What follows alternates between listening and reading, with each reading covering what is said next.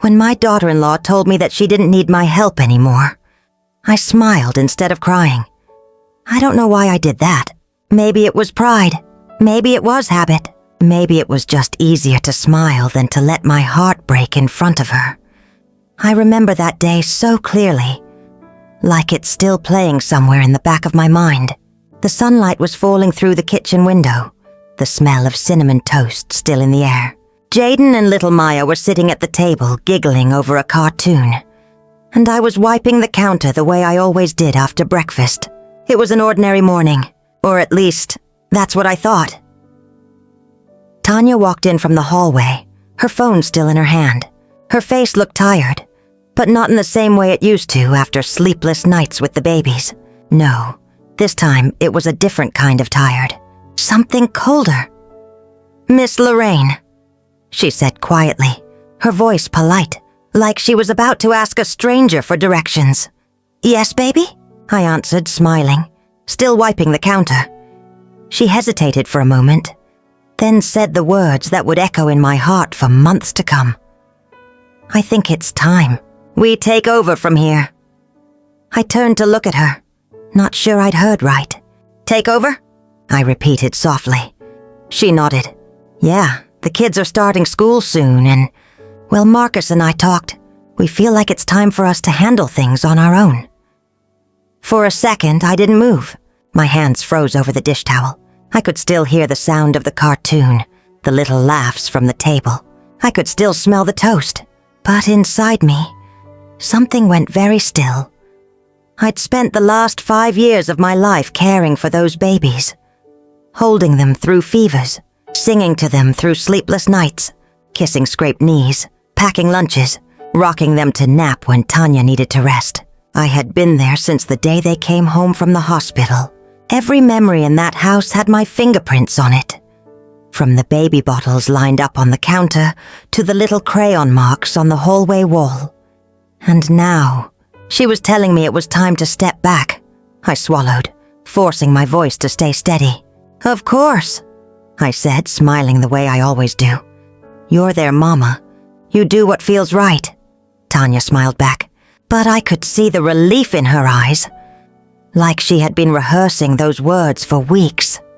That night, when I got home to my little apartment, I sat by the window for a long time. The city was quiet. Just the hum of cars passing by and a few porch lights glowing in the dark. I thought about Jaden's laugh, about Maya's little hands reaching for mine, and I felt this ache inside me that no medicine could cure. It wasn't anger. No, it was something softer. A kind of emptiness that comes when the world shifts, and you realize you don't belong in the same space you once filled. I told myself not to take it personally. I said, "Lorraine, this is how life goes. Kids grow, mothers move on. You did your part." But that night, when I lay down, the pillow felt too big, the room too quiet, and my heart too heavy. The next few weeks, I still tried to stop by now and then, to bring over banana bread, or to drop off a new toy I'd found at the thrift store. But slowly, I started to notice little things. Tanya would answer the door but not invite me in. She'd say, "Oh, the kids are napping right now," or "We're heading out soon." And I'd smile, hand her the bread, say, "That's all right, baby," and walk back to my car. One afternoon, I left a little Christmas ornament on their porch.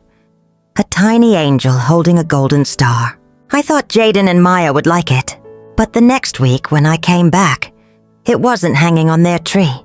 It was sitting on the porch railing, still in the box, a light layer of dust already gathering on top. That's when I knew. Sometimes love doesn't end with a fight. Sometimes it just fades quietly, like a song playing in another room that you can't quite hear anymore. I never blamed Tanya. She was young and she wanted her own way of doing things. She'd had a hard start after giving birth. Those first months were heavy. She was tired, scared, unsure. And I was there, stepping in with my hands, my heart, my experience. Maybe too much sometimes. Maybe she felt like I was crowding her, even when all I wanted was to help. But when you've raised your own children and then helped raise your grandchildren, It's hard to know when to step aside. I didn't see it as taking over. I saw it as loving them, still. The day she told me to stop coming by so much, I knew the chapter was closing. I could either cry about it, or I could try to understand it. The truth is, I've lived long enough to know that life doesn't always give you the goodbyes you think you deserve. Sometimes people leave quietly, sometimes doors close softly, and sometimes love gets rewritten in a language you can't quite read anymore.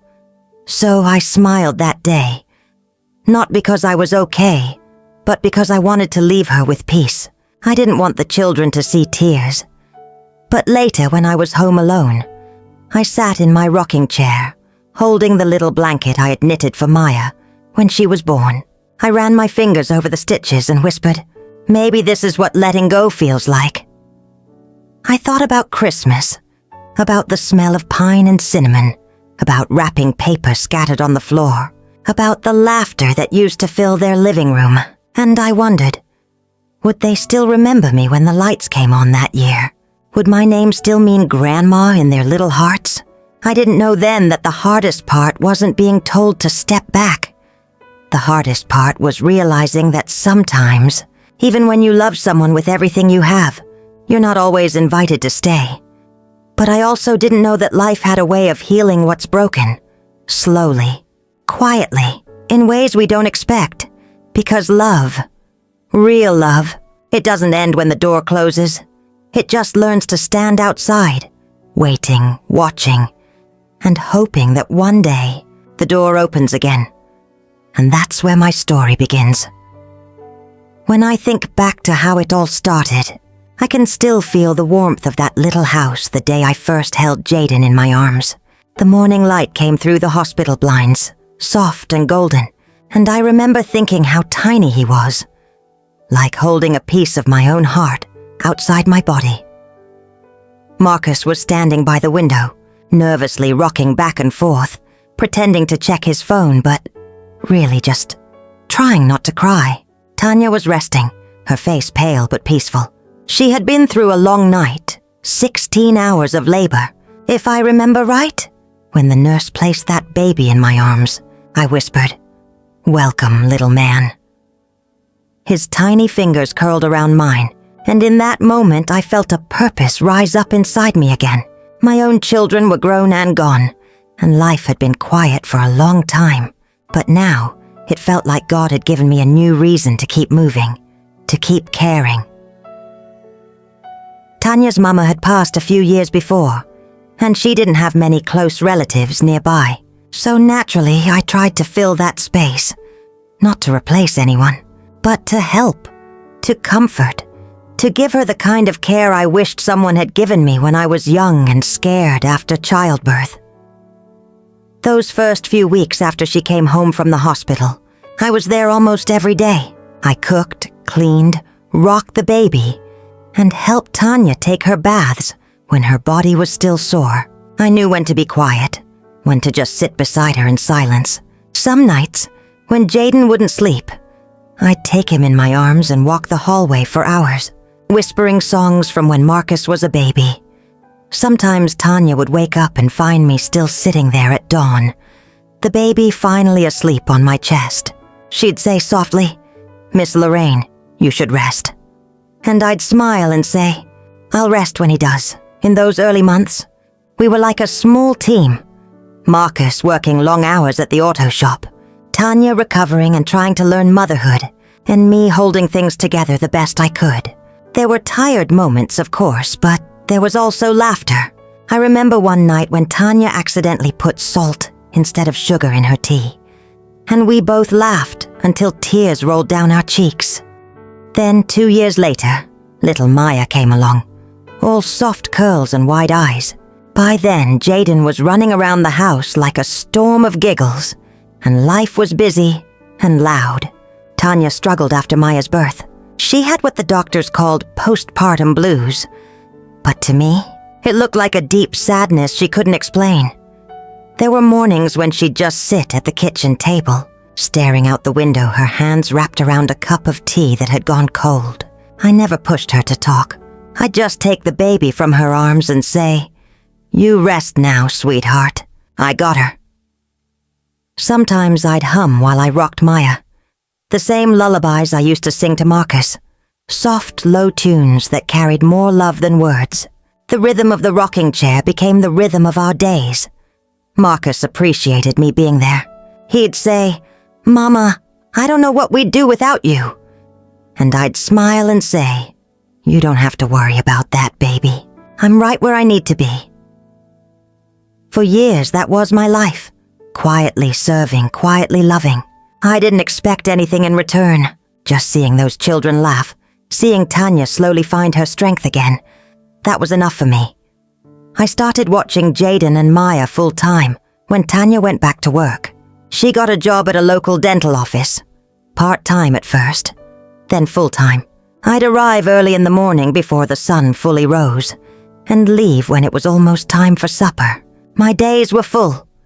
Diaper changes, little hands tugging at my skirt, coloring books, tiny shoes scattered near the door. Those kids became the center of my world. Jaden used to call me Grandma Lolo. He couldn't say Lorraine when he was little, so it stuck. And Maya, she'd toddle behind me in the garden trying to help me water the flowers with her tiny plastic watering can. We had our little rituals. Every morning I'd make oatmeal with brown sugar, and Jaden would insist on stirring it, even if half of it ended up on the counter. Every afternoon when the sun got soft, we'd sit on the porch swing. I'd tell them stories about when their daddy was little, how he once tried to wash the dog with dish soap, or how he'd fall asleep holding his toy truck. They'd laugh and say, "Daddy really did that," and I'd nod. He sure did. Don't tell him I told you, though. Those moments were simple, but they meant everything to me. Tanya and I got along, mostly. We had our quiet understanding. She wasn't the talkative type, but she was respectful. There were times I could tell she wanted more space, especially when friends came over, or when she wanted to prove she could do things her way. But I always tried to step back gently. I'd say, "Baby, you're doing fine. You don't need me hovering." And she'd smile, maybe a little awkwardly, but I could tell she appreciated it. Still, I know now that my presence, no matter how kind my intentions were, might have made her feel small sometimes. I didn't mean for it to. I was just doing what mothers do, filling in the spaces that looked empty. Years passed that way. Jaden started preschool, then Maya followed. I still watched them after school, made their snacks, helped them with crafts. On holidays, I decorated the house, cooked my special mac and cheese, and made sure everyone felt loved. Every Christmas, I'd hang stockings for the kids at my apartment. Little ones with their names stitched in gold thread. They'd come over with Marcus and Tanya, and we'd bake cookies, watch old holiday movies, and sing along to Silent Night. Those were my happiest times. But little by little, I started to notice changes. Tanya began talking more about new routines, new ways to raise the kids, stricter meal plans, less sugar, more structure. I didn't argue. I just nodded and said, "You're their mama. You do what you feel is best." Still, sometimes I caught the look in her eyes. That quiet irritation when the kids ran to me first, or when they asked for Grandma's oatmeal instead of her new breakfast smoothies. Maybe it hurt her pride. Maybe it reminded her that I'd been there in the hardest times, when she wasn't at her strongest. I tried not to take it to heart. I told myself love could fix anything, that if I just stayed kind, stayed patient, everything would settle. Marcus, bless his heart, tried to keep peace. He loved us both and didn't like tension. But men sometimes don't see what's brewing beneath polite smiles. I remember one evening, Jaden's 5th birthday. The house was full of laughter, balloons, and the smell of frosting. I had baked his favorite cake, vanilla with blue icing. Tanya thanked me, but I could tell she was tired, stressed, maybe even frustrated. After the party, when the kids were asleep, she and Marcus had a quiet conversation in the kitchen. I didn't mean to overhear, but their voices carried down the hallway. She means well, Marcus said softly. I know, Tanya replied. But I need to be the mom. I need to do things my way. That night I lay awake thinking about those words. I understood them. Truly, every mother wants to feel in control of her home. Every woman wants to be respected in her own space. But understanding it didn't stop it from hurting, till I showed up the next morning with my usual smile, my little bag of snacks and toys, ready to help. Because that's what love does. It keeps showing up even when it starts to hurt a little. Looking back now, I realize those were the golden days. The quiet before the storm. I didn't know then that things were about to change so deeply. I didn't know the laughter in that house would soon turn into silence. But if I could go back, I wouldn't change a thing. I'd still rock those babies to sleep. I'd still pack their lunches, braid Maya's hair, kiss Jaden's forehead when he fell. Because those moments, those tiny pieces of love, they're what make life worth remembering. People often think family love is simple, but it's not. It's layered, tender, sometimes misunderstood. You can love someone with all your heart and still lose your place in their story. I didn't know that yet. I was just a grandmother, standing in the kitchen every morning, waiting to hear little footsteps come running toward me. That was my joy, my world, my reason. And I never imagined that one day, those same footsteps would stop coming altogether. Sometimes you don't see the cracks when they first appear. They start out small, just thin lines beneath the surface, hidden beneath all the noise of everyday life. For a long time, I told myself that everything was fine. Tanya had her ways, I had mine, and we both loved the children. That should have been enough, right? But love, I've learned, can be fragile when pride starts to whisper in people's ears.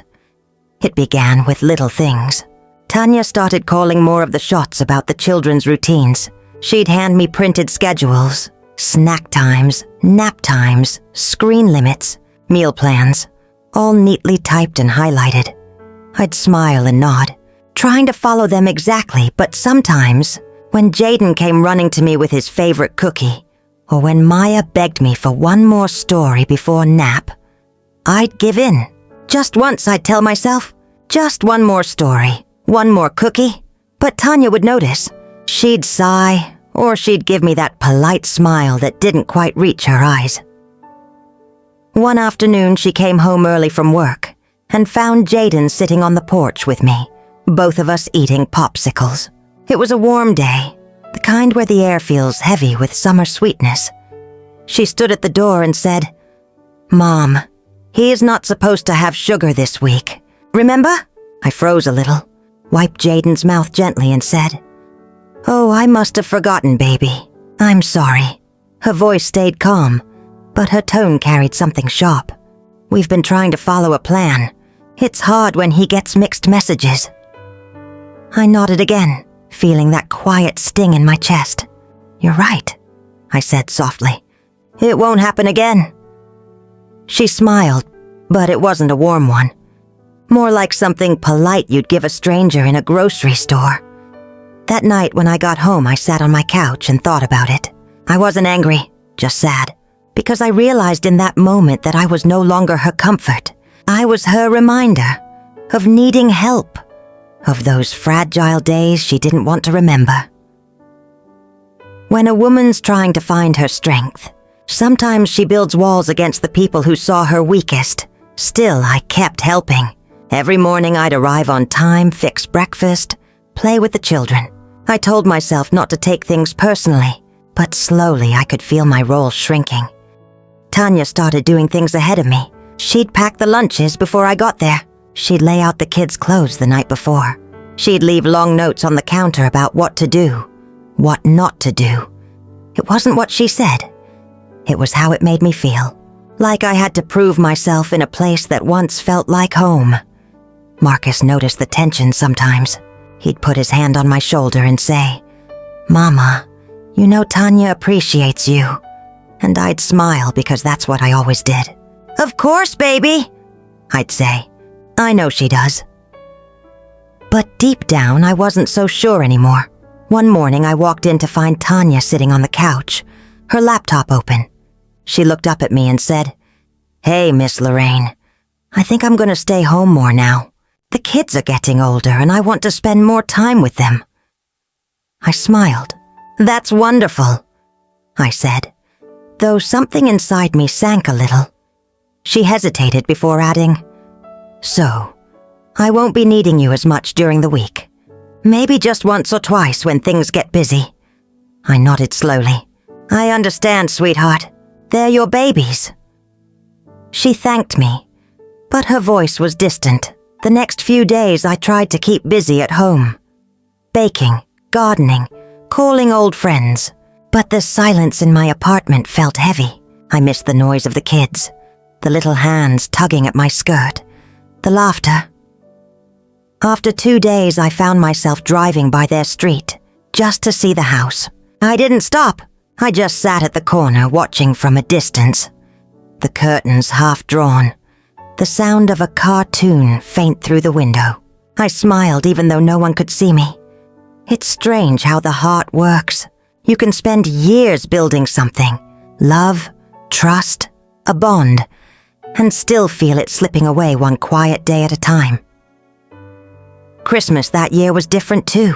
They didn't come over to my place. Tanya said they were keeping things simple, celebrating at home. Marcus dropped by for a few minutes, bringing me a wrapped box, a sweater. I hugged him, thanked him, but I could see the sadness in his eyes too. "How are the kids?" I asked, pretending my voice didn't tremble. "They're good," he said, growing fast. "You know Jaden lost his first tooth?" I smiled. "Oh, I'd love to see that smile." He looked down. "Maybe soon, Mama. Tanya's just been busy. That word again. I'd heard it a lot lately.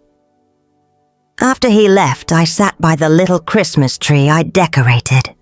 2 stockings hanging on the wall for Jaden and Maya. I had small gifts for them, a storybook and a soft toy, but they stayed on my table that year, untouched. The next few months, the space between us only grew. Tanya stopped calling altogether. Marcus called now and then, short talks about bills or the weather, but never about the children. One afternoon, I decided to visit, just to drop off some baked goods. I told myself it was nothing serious, just a friendly stop. When I got to their house, I saw the kids playing in the yard. My heart lifted. Jaden saw me first. His face lit up. "Grandma Lolo!" he shouted, running toward me. I opened my arms wide, but before he reached me, Tanya's voice cut through the air. "Jaden, stay near the porch." He stopped in his tracks, confused, looking between us. I froze, my smile fading a little. Tanya came outside, wiping her hands on a towel. Her expression was calm, but I could see something behind her eyes. That careful, polite wall. "Miss Lorraine, hi," she said. "We weren't expecting you." "I know, baby," I said softly. "I just baked something and thought I'd drop it off." She looked at the container in my hands. My lemon pound cake, her favorite once upon a time. "That's kind," she said, taking it. "Thank you." I hesitated, glancing at the kids. "They've grown so much," I whispered. "Jaden, come here, baby." He looked at Tanya, unsure. She said nothing, just gave a small nod, and he came closer, hugging me quick before running back to play. That hug, just a second long, felt like the whole world to me. After a brief chat, Tanya said, "We've got to get ready for an outing soon, but thank you for stopping by." I nodded, smiled, and walked back to my car. As I drove away, I could see the children through the rearview mirror. Jaden waving, Maya holding her toy bunny. That image stayed with me for weeks. I didn't try to visit again for a while. I told myself they needed space. Maybe Tanya was just trying to build her own family rhythm. I respected that. But respect doesn't stop your heart from missing what it loves. The hardest part was the small reminders. I'd be in the grocery store and see a box of their favorite cereal. Or I'd pass the playground where we used to go. Or I'd hear a little girl's laughter that sounded just like Maya's. Every sound, every sight. It pulled me back to the life I used to have. One morning, I found a drawing in my drawer. A crayon sketch Jaden had made of the two of us holding hands. Above it, in his shaky handwriting, it said, "Me and Grandma Lolo forever." I sat there and cried. Not loud sobs, just quiet tears that came slow, one after another. It's strange how silence can hurt more than words. When someone yells, you can defend yourself. But when they go quiet, when they just stop including you, there's nothing you can do but sit with the emptiness. Marcus stopped by one Sunday. Alone. He looked worn, torn between two worlds. He said softly, "Mama, Tanya thinks it's best if we give the kids some space. She wants to focus on school routines and not confuse them with too many visits." I looked at him for a long time before answering. "Do you think it's confusing for them to love me?" His eyes fell to the floor. "No, Mama," he whispered. "You know I don't think that." I nodded. "All right then," I said. "You do what's best for your family." After he left, I sat in the quiet again. The clock ticked slow. The afternoon light moved across the floor, golden and soft. I could almost hear Maya's little voice echoing in my mind, calling, "Grandma, look." But the house stayed still. That was the year I realized how easily love can become invisible. Not because it fades, but because people stop looking for it. Sometimes I'd walk by the park where I used to take the kids. I'd see other grandparents there. Older couples pushing swings, wiping noses, laughing. And I'd smile at them, even as my heart ached. I never blamed Tanya. Not really. I knew life could be complicated. That motherhood can be wrapped in fear and pride all at once. She wanted to be enough for her children. And maybe my presence, though meant in love, made her feel she wasn't. I told myself that one day when the kids were older, they'd remember me. That maybe on a quiet Christmas morning they'd ask about me. And maybe, just maybe, the door would open again. Until then, I'd keep loving them. From afar. Because that's what grandmothers do. We love quietly. We forgive quietly. We wait quietly. And no matter how far we are kept, our hearts still whisper their names every night. I remember that December morning so clearly. The air outside was thin and bright, the kind of cold that makes you wrap your sweater tighter even inside the house. I was up early, humming softly while setting up the little tree in my living room. It wasn't much, just a small artificial one I'd had for years. But I always dressed it up with care. Each ornament had a story. Jaden's hand-painted snowflake from preschool. Maya's glittery star she glued together with too much sparkle and pride. A small glass bell Marcus made me buy when he was 8, saying, "So Santa knows where to stop." I placed them one by one, like I was touching pieces of time. For me, Christmas wasn't just about gifts or dinners.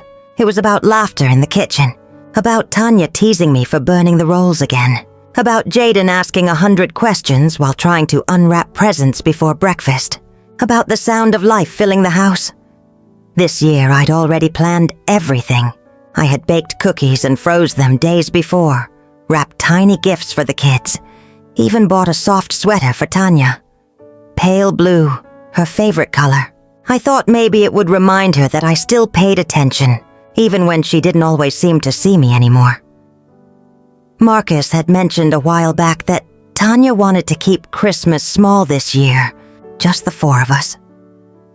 But I didn't think he really meant only them. I figured he was trying to keep things simple. Maybe just for the day itself. Surely, I thought, they'd stop by. Maybe the evening before, or even for breakfast after. That's how family works. That's what love looks like. So I waited. I set out my table even though it was just me. I made sure the placemats were clean. The centerpiece candle still had wick left. Around 10, I called Marcus. It rang and rang, then went to voicemail. I smiled to myself, trying to stay lighthearted. He's probably outside with the kids playing. Maybe Tanya's baking, maybe it's just noise. An hour later, I texted, "Merry Christmas, sweetheart. I made your favorite sweet potatoes. Let me know when you're coming by. Love you." No response. I went on with my day, brushing off the small ache that was forming in my chest. I turned on some music, sang a little to the old gospel tune. I thought, it's just the morning. They'll come later. By noon, I tried again. The call rang twice, then stopped abruptly. No voicemail this time. That was when something shifted inside me. Not panic, just a kind of quiet knowing. I sat down on the sofa, holding my phone, staring at the Christmas lights blinking across the room. I thought of Tanya's voice from weeks ago. Polite but distant.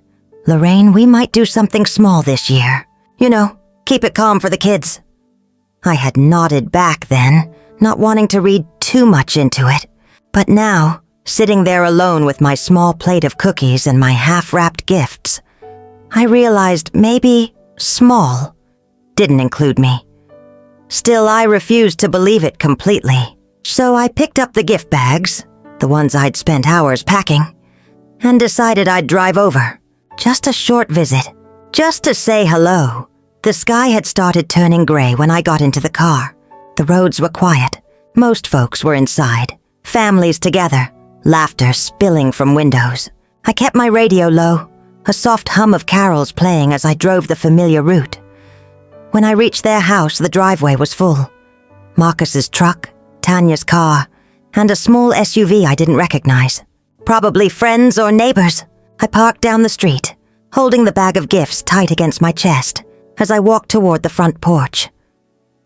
The house looked beautiful. Twinkling lights, a wreath on the door, and soft music drifting from inside. Through the window, I could see shadows moving, hear bursts of laughter. I smiled, a little nervous but hopeful. I raised my hand and knocked. It took a while before the door opened. Tanya appeared first, wearing a red sweater, her hair pulled back. Her smile was polite, almost surprised. "Oh, Lorraine. Hi," she said softly. "Hi, sweetheart," I replied, trying to sound warm. "I just came by to drop these off for the kids. I didn't want to bother y'all too long." She hesitated, then stepped slightly aside. "Oh, that's thoughtful. Thank you. But we're actually just about to sit down for dinner." I nodded, still smiling. Of course. I won't keep you. Just wanted to say Merry Christmas." Behind her, I could see the dining table, set beautifully, candles lit, plates full. Marcus was pouring juice into glasses, while Jaden and Maya giggled at the other end. My babies looked so big, so happy. When Jaden spotted me at the door, his little face lit up. "Grandma," he called, trying to jump up. But Tanya quickly turned and said softly, "Sweetie, sit down. Grandma just stopped by for a minute." Something inside me ached at that tone. Not cruel, but final, like a line drawn quietly in the sand. I handed Tanya the bags. "There's just some cookies and small gifts," I said. My voice trembled slightly. She took them, her smile tight. "Thank you, Lorraine. Really. We'll make sure the kids open them later." Marcus walked over then, wiping his hands on a napkin. "Hey, Ma," he said gently. His eyes were kind, but there was guilt in them. "Sorry, I meant to call. It's just been crazy today." "It's all right, baby," I whispered. "I know how holidays get." I wanted to step inside so badly, just to hug my grandbabies, to see their faces light up when they opened their presents. But I could feel the air between us, that invisible wall of distance and polite discomfort. So I didn't ask. Instead, I smiled again, clutching my coat tighter. "You all have a beautiful dinner. I'll see you soon, all right?" Marcus nodded. "Yeah, Ma. We'll stop by sometime next week." I nodded too, even though deep down I knew that visit might never come. When I turned to walk away, I heard Maya's little voice call out faintly, "Bye, Grandma." And then Tanya's gentle hush. I kept walking, my boots crunching against the cold pavement, my heart trying to stay steady. Inside the car, I sat for a while before starting the engine. The lights from their window glowed in my rearview mirror, soft, golden, full of warmth. I smiled at them through the reflection, whispering quietly, "Merry Christmas, my loves." Then I drove home. That night, I placed the extra plate of cookies on my table, even though I had no one to share them with. I turned off the TV, just sat in the dim light of the Christmas tree. I didn't cry. Not really. My eyes stung, but it wasn't sadness. It was something else. Something like understanding. Sometimes love changes shape, I thought. It doesn't disappear. It just moves to quieter places. I picked up my phone again. Still no messages. I typed a simple text. "Hope the dinner went well. Love you all. Sleep tight." I pressed send, knowing it might sit unread. But it was all right. I needed to send it anyway. Not for them, but for me. I reached over to the little glass bell Marcus made when he was a boy. It hung near the bottom of the tree, slightly tilted. I gave it a soft tap, and it chimed. Clear, gentle, familiar. That sound filled the room, and for a moment, I imagined Jaden's laugh, Maya's tiny arms around my neck, Tanya's polite smile softening into warmth, Marcus kissing my cheek. Maybe not this Christmas, I thought, but maybe one day. Then I whispered to myself, love doesn't end when people walk away. It stays. It waits quietly. And that's how the night passed. Slow, still, peaceful, with the soft light of my tree reflecting on the glass ornaments, and the memory of love resting quietly in my heart. The day after Christmas was silent in a way that almost hurt. The world outside my window looked the same. Sunlight stretching thinly across the frosted grass, a couple of birds hopping along the fence. But inside, everything felt heavier, slower. The air carried that stillness that lingers after all the noise has gone. I sat by the kitchen window with a cup of tea warming my hands. The kettle's whistle had startled me earlier. I'd forgotten I even turned it on. I watched the steam rise and fade, thinking about how life could feel so full one moment and so hollow the next. All the wrapping paper, laughter, and family dinners were happening somewhere else now. In homes filled with voices. Mine was filled with quiet. I looked around my kitchen. On the counter sat the plate of cookies I'd baked for Jaden and Maya. I hadn't touched them yet. Their tiny sugar snowmen smiled up at me like nothing had changed. I whispered softly, "Grandma loves you, babies," as if they could hear me through the air. Then I reached for my Bible, the one with the worn leather cover and small folded notes tucked inside from years ago. I opened to where the pages had naturally fallen over the years. The Book of Psalms. My fingers brushed over a verse underlined long ago. The Lord is near to the brokenhearted and saves those crushed in spirit. I closed my eyes for a long while. The verse didn't fix the ache, but it steadied me. Reminded me that even when the world grows cold, some kind of love remains. The next day, I decided to keep myself busy. That's what my mother always said. When the sadness gets heavy, move your hands. So I cleaned. I dusted the old frames along the hallway. Marcus's graduation picture, Jaden's baby photo, Maya's little handprint. Each one brought a wave of memories that made my chest tighten. But I let the feelings come. I didn't push them away. I found one frame that had fallen behind the shelf. A picture from when Marcus was about 10. He was standing in front of our old house, missing a tooth, holding up a snowman he and I built. I could still remember the cold on our fingers, the way he laughed when the snowman's head tilted to one side. I held that picture for a long time. You were always my reason to smile, I whispered. Later, I baked again. Sweet cornbread this time, the way Marcus liked it. The smell filled the house, warm and homey. I sat down at the table with a slice and my tea. The clock ticked softly. And that's when I decided to write. Not to accuse, not to demand, just to speak my heart somewhere. I pulled out my old stationery, cream paper with faint floral edges. I wrote at the top, "Dear Marcus and Tanya." Then I stopped for a long moment, my pen hovering. My hands trembled slightly. Finally, the words began to flow. I wanted to thank you both for all the years we've shared as a family, for trusting me with Jaden and Maya, for letting me love them every day since the moment they were born.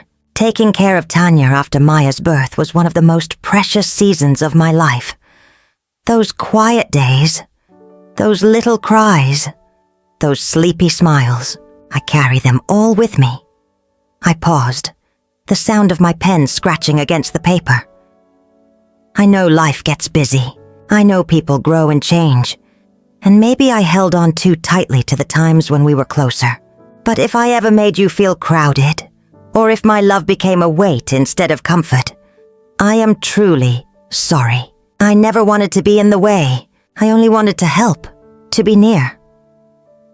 I blinked away the sting in my eyes and kept writing. Yesterday was quiet, but it gave me time to pray. Not for things to go back to how they were, but for peace in all our hearts. I believe love doesn't stop when people pull away. It changes shape, it waits, it forgives.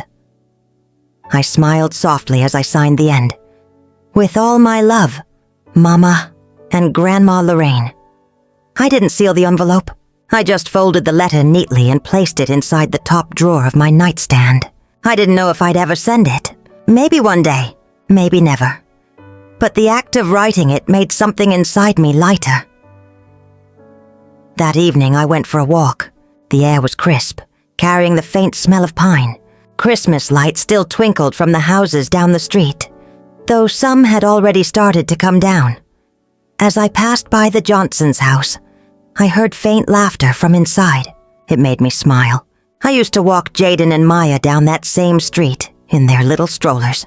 We'd stop at the Johnsons' fence so they could look at the big gold reindeer lights. When I got home, the sun was just setting, painting the sky in faded orange and purple. I stood by my porch for a while, breathing it in. I whispered softly, "Thank you, Lord, for the day, for everything you give, even the lessons that hurt." Then I went inside, turned on my lamp, and sat in my rocking chair. The house felt calm. I could hear the faint hum of the refrigerator and the ticking of the wall clock. It was the sound of a home that still held warmth, even in solitude. I thought about forgiveness, how it wasn't a single act but a slow unfolding, how sometimes it begins with simply deciding not to be bitter. And that night, I decided just that. I told myself, I will love them from afar. I will not let pain turn my heart cold. The next morning I woke up early. A soft fog hung over the neighborhood, the kind that blurs everything into quiet shapes. I made coffee and looked out at my mailbox through the mist. Something about it caught my eye. A small bit of color against the gray. Curious, I put on my slippers and walked out to check. Inside the box was a folded piece of paper, a little crumpled from being stuffed in there. No envelope, no name written on the front. I unfolded it slowly. It was a drawing. Crayon colors filled the page. Bright, uneven lines forming a little house, a big tree, and 4 stick figures holding hands. One of them had white hair and a big smile drawn in red. Underneath, in uneven letters, it read, "We love you, Grandma. Merry Christmas." My breath caught. I knew those handwriting lines. Jaden's heavy, determined strokes and Maya's tiny, wobbly ones. I traced the drawing with my fingers, the colors faintly smudging against my skin. It felt like the sun had come out right there in my chest. I looked up at the sky and whispered, "Thank you." I didn't know if Marcus had helped them slip it in the mailbox quietly. Maybe he'd driven by late last night, parked by the curb. Maybe he hadn't. Maybe the kids had insisted. It didn't matter, it was love. That's all it was. Love. Finding its way back in a child's hand-drawn smile. I pressed the paper to my heart and closed my eyes. And in that moment, I felt something ease inside me. Not the sadness disappearing, but the forgiveness blooming around it, like soft grass pushing through hard soil. Later that day, I placed the drawing in a frame. I put it right on my mantel beside their school pictures. Every time I looked at it, it reminded me that even silence can't erase love completely. That evening, I took out my journal and wrote again. Not a letter this time, just thoughts. Forgiveness doesn't mean they were right or that I was wrong. It just means I choose peace over pain. I choose to keep my heart open.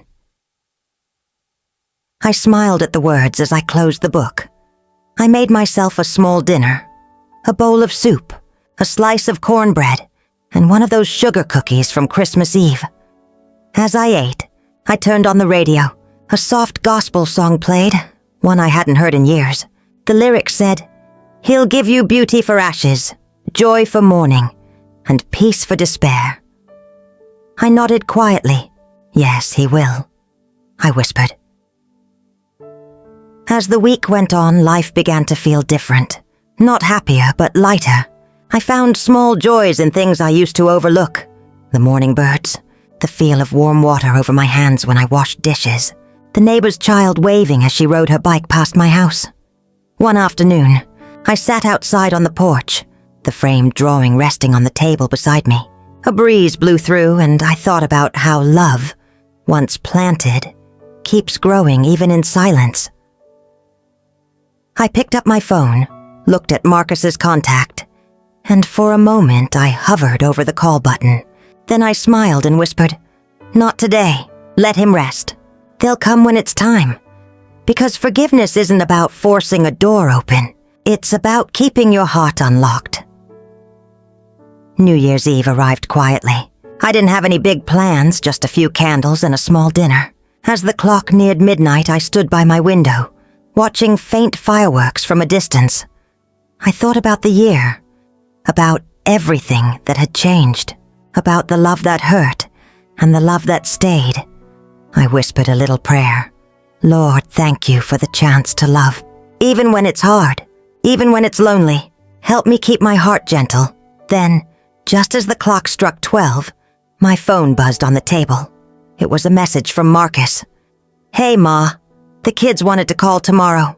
Hope you had a good Christmas. We love you." Tears welled in my eyes, but they weren't from sadness this time. They were warm, the kind that comes from grace. I typed back slowly. "I had a beautiful Christmas. I'm always here when you're ready. Give them my love." Then I set the phone down and smiled. Outside, fireworks blossomed in the sky, soft bursts of color lighting the dark. I stood there watching them, my reflection faint in the window glass, the drawing on the mantel glowing softly behind me. And I thought, maybe that's how love works. Sometimes it fades to a whisper, but it never truly leaves. It just waits. And when the time is right, it finds its way home, in a child's crayon drawing, a short text message, or the quiet knowing that love, once planted, never dies. That night I slept peacefully. No heavy thoughts, no longing, just a calm heart and the memory of laughter echoing faintly in my dreams. In the morning, I woke up with sunlight pouring through the window, and I whispered to myself, softly, like a prayer, "I forgive, I love, and I am free." And that was enough. Spring came slow that year, as if the earth itself needed time to wake up. The air turned softer, and the trees along my street started to stretch their green fingers again. Every morning I'd sit on the porch with my cup of tea, watching the world quietly rebuild itself. It had been almost 3 months since that Christmas night. The framed drawing from Jaden and Maya still sat on my mantel. Some days I'd catch myself smiling at it without even realizing. Other days I'd pause a moment longer, whispering a quiet prayer for them before moving on with my day. Peace had a way of sneaking up on me. Not loud or sudden, but gentle, like sunlight inching across the floor. I had stopped checking my phone so often. I didn't wait for messages anymore. Instead, I began filling my days with things that felt simple and alive. I started a little garden in the backyard. Just herbs at first, then a few tomatoes and lavender by the fence. It felt good to watch something grow again, to tend to life with my own hands. Sometimes my neighbor, Miss Carol, would stop by while walking her dog. She'd say, "Lorraine, those plants of yours are coming in so pretty." And I'd laugh softly. I guess they just needed a little love. Same as all of us. We'd share tea on the porch, talking about nothing and everything. It reminded me that connection didn't have to come from family alone. It could bloom in unexpected places. On Sundays, I started going back to church, something I hadn't done in a while. The first time I stepped inside again, I felt tears rise up before the choir even began to sing. The warmth of familiar faces, the soft hum of organ keys, the sunlight through stained glass. It all felt like coming home. I didn't tell Marcus I'd been going. I didn't tell anyone. It was just something I did for my soul. And slowly, I noticed how forgiveness had changed me. Not into someone who forgot, but someone who could see beauty, even through the ache. One mild Saturday morning in early April, I was out on the porch pruning the lavender when I heard a car slow down in front of the house. I glanced up. It was Marcus's truck. For a moment, I froze. Not from fear, but from the rush of memories that flooded back. The way that old truck used to pull up every Sunday with two little faces pressed against the window, waving at me before the door even opened. Now it sat quietly at the curb, the engine humming softly. The door opened and Marcus stepped out. He looked tired, maybe a little older than before. But there was a calm in his eyes. Then Tanya stepped out on the other side, holding Maya's hand. Jaden jumped out next, taller than I remembered. I didn't move right away. I just stood there, pruning shears still in my hand, watching as they walked up the driveway. When they reached the porch, Marcus smiled faintly. "Hey, Ma." "Hey, yourself," I said, my voice warm but steady. "It's been a while." He nodded, eyes soft. "Yeah, too long." For a moment, none of us spoke. The wind rustled through the trees, carrying the scent of fresh earth and blooming grass. Then Maya stepped forward, holding something small behind her back. "Grandma," she said shyly, "we made you something." I crouched down a little. "Did you now?" She giggled and held out a folded piece of paper. It was another drawing. This one of a garden, with little green plants and purple flowers that looked suspiciously like my lavender. In the corner, she'd drawn me wearing a big sun hat, smiling under the sun. I smiled so wide my cheeks hurt. "It's beautiful, baby." "Thank you," Jaden grinned. "We helped too." "I can tell," I said, laughing softly. "You're quite the artists." Tanya stepped closer then, her voice quiet but genuine. "Lorraine, I'm sorry we've been distant. Things got busy. I didn't realize how much time had passed." I looked at her. Really looked. I saw the lines of exhaustion under her eyes, the hint of guilt behind her calm tone. And I saw the same young woman I once helped through sleepless nights and quiet tears after giving birth. I smiled gently. "It's all right, Tanya. Life gets in the way sometimes. I understand." Her eyes shimmered a little. "Still, I should have called. We should have visited sooner." I shook my head slowly. "You're here now. That's what matters." Marcus exhaled, like a weight had lifted off his shoulders. "The kids have been asking to see you. They missed you." "I miss them too," I said softly. Then looking at him, I added, "And I missed you, son." He nodded, eyes glistening. "I know, Ma. I'm sorry." There was nothing else that needed to be said. Sometimes words only tangle up the truth. Silence can hold forgiveness better than sentences ever could. I opened the screen door. "Come on inside. I just made some sweet tea." The moment they stepped in, it felt like the house exhaled, like the walls themselves recognized the sound of family again. The kids ran to the living room, laughing as they spotted the framed drawing on the mantel. "Look, that's ours," Jaden said proudly. I smiled. It sure is. I keep it right there so I can see it every day. Tanya smiled faintly. They worked hard on that. I think they missed your cookies more than anything. I chuckled softly. Well, lucky for them. Grandma always keeps some ready. I brought out the cookie tin, the old silver one with a tiny dent on the lid, the same one I'd used when the kids were toddlers. When I lifted it, their eyes lit up like it was Christmas morning all over again. Jaden grinned wide. Grandma, you still make the chocolate chip kind.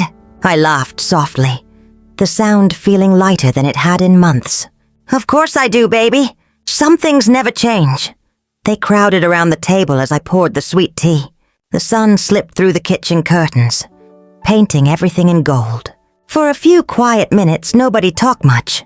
We just sipped, nibbled, and let the moment fill the air. It felt like forgiveness didn't need words anymore. It was already there, sitting between us in the warmth of teacups and shared silence. After a while, Tanya stood to help me clear the table. I can wash, she said softly. You've done enough. I smiled and handed her a towel. All right then, we'll do it together. We stood side by side at the sink, just two women, not mother-in-law and daughter-in-law, not past and present, just two hearts rinsing off the heaviness that had sat there too long. She broke the silence first. Lorraine, she said quietly, I was scared you wouldn't forgive me. I kept my hands under the warm water. Forgiveness doesn't mean it didn't hurt, Tanya. It just means I decided not to carry it anymore. She turned to look at me then, eyes soft with tears. You're a better woman than I am. I shook my head gently. No, baby. I just had time to remember what matters. Tanya smiled, and for the first time in a long while, it reached her eyes. Marcus joined us in the kitchen, leaning against the doorway, watching us. Ma, he said quietly. The kids wanted to come last week, but I wasn't sure if you'd want to see us. I dried my hands and looked at him. You're my son, Marcus. I'll always want to see you. Always. He nodded slowly, his throat working as he swallowed back emotion. I know. I just didn't know how to come back. I reached for his hand, gave it a gentle squeeze. Sometimes coming back doesn't need a plan. You just show up. He smiled a little, eyes glistening. Yeah, I guess that's true. The afternoon stretched softly into evening. Jaden and Maya found the old photo albums in the living room, the ones with sticky pages and fading corners. Grandma, is this Daddy when he was little? Maya asked, giggling. Yes, I said, smiling. That's him with his first bike. He cried when it fell over. Jaden laughed out loud. Daddy cried. Marcus chuckled, scratching his head. All right now, don't tell all my secrets, Ma. I winked. You know I can't help it. The room filled with laughter, not loud or forced, but real. It was the kind of laughter that comes when hearts start healing, when old wounds stop aching quite so much. When the kids finally dozed off on the couch, I tucked a blanket over them. Tanya and Marcus stood by the door, ready to leave, but neither seemed in a hurry. Tanya turned back to me, her voice soft. Thank you for today. For what? I asked gently. For not giving up on us. I smiled, my chest warm and full. That's what love does, baby. It waits, quietly. Marcus stepped forward, hugged me close. We'll come by again next Sunday. Maybe bring dinner? I looked up at him, smiling through tears. I'd like that. He nodded. We'll make it happen. They stepped outside into the cool evening. The porch light glowed softly as they walked toward the car. When Maya looked back and waved, I waved too. Slow, steady, peaceful. As they drove off, I stood there a while longer watching the taillights fade down the quiet street. And for the first time in many months, my heart felt whole. The next morning, the house was filled with sunlight. I walked to the kitchen, poured myself a cup of tea, and smiled at the sound of birds outside. The house didn't feel empty anymore. It felt alive. I looked over at the mantel, at the 2 drawings sitting side by side now, the first one from Christmas and the new one from their visit. 2 pieces of paper, filled with crayon colors and love, telling the whole story of where we'd been and where we were going. I whispered softly, "Thank you, Lord," and closed my eyes for a moment of quiet gratitude. Weeks passed, and the visits became regular again. Sunday dinners, Saturday calls, little things that stitched us back together. Sometimes Tanya would bring over homemade cornbread, still warm from the oven. Sometimes the kids would help me in the garden, their laughter floating through the yard like music. Marcus even fixed the porch swing one afternoon, shaking his head with a smile. "I can't believe you still have this old thing," he said. I laughed. "It's held me through a lot of long nights. I couldn't let it go." He nodded, gently pushing the swing with one hand. "Well, now it'll hold all of us." And it did. On lazy evenings, we'd sit there together, me in the middle, Jaden and Maya pressed against my sides, Tanya sipping iced tea, Marcus leaning against the railing. We didn't talk about the months we'd lost. We didn't need to. We were too busy living the days we'd been given back. One evening, as the sun dipped low, Jaden looked up at me and asked, "Grandma, why do flowers always grow again after winter?" I smiled, brushing his hair back gently. "Because, sweetheart, even when it's cold and dark, the roots still remember the sun." He nodded like he understood more than his years. And as I looked out at the lavender swaying in the light breeze, I realized that was exactly what we'd done. Remembered the sun. Forgiveness hadn't erased the hurt, but it had allowed love to bloom again where pain once lived. And that was enough. That night, after everyone left, I stood by the window and watched the stars. The air smelled of grass, and the faint sweetness of the flowers outside. I thought about how life has a rhythm. Loss, distance, return, and how sometimes love just needs a little time to find its way home. I turned off the light, the quiet of the house wrapping around me like a soft blanket. Before heading to bed, I whispered one last thought into the stillness. Thank you for bringing them back, and thank you for helping me wait with grace. Sometimes, love doesn't leave forever. Sometimes, it just takes the long way back. We don't always get to choose how people show their love, or when they remember us. But we can choose how we hold them in our hearts. I've learned that forgiveness is not about forgetting. It's about freeing yourself to love again, even if it takes time. And if you ever find yourself waiting for a call, for a visit, for someone to come home, don't lose heart. Keep your porch light on. Keep the cookies ready. Because love has a way of finding its way back when the time is right. The story we have told is fictional, but is based on some real events. The names and places have been changed to protect the identity of those involved. We're not sharing this to pass judgment, but in the hope that someone listens and pauses to think, how many mothers are suffering in silence inside their own homes? I'm so curious.